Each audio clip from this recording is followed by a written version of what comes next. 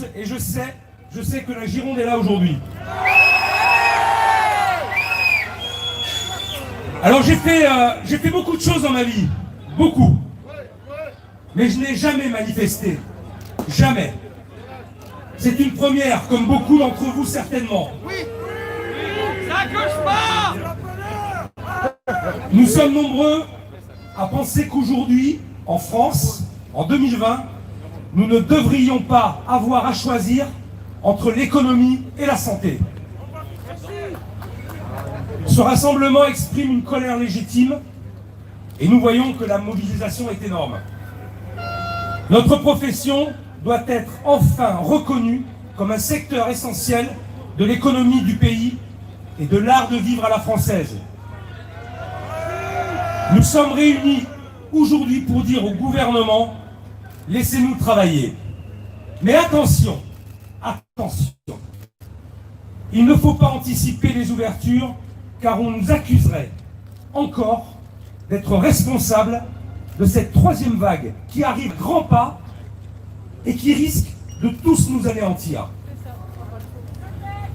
L'État nous a fait tous fermer, alors il doit nous aider à la hauteur de ses engagements, quoi qu'il en coûte.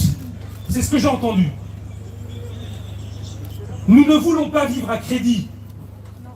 Nous voulons retrouver nos équipes, nos clients, refaire travailler nos producteurs, nos fournisseurs, tout le tissu artisanal qui souffre aussi terriblement. Nous voyons bien qu'il n'y a pas de logique dans les décisions prises au fil des semaines et nous subissons les choix arbitraires et les décisions yo-yo.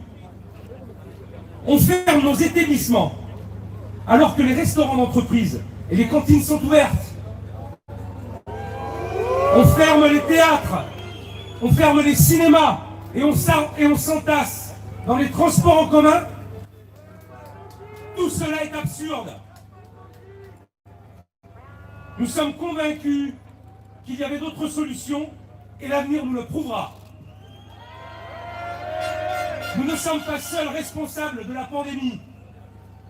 Dans quel état serons-nous au sortir de cette crise? Dans quelles conditions pourrons-nous reprendre? Nous ne voulons pas d'un paysage français sans restaurant, sans lieu de vie, sans culture. Nous ne voulons pas mourir du Covid, mais nous ne voulons pas non plus mourir de ses conséquences économiques. Merci.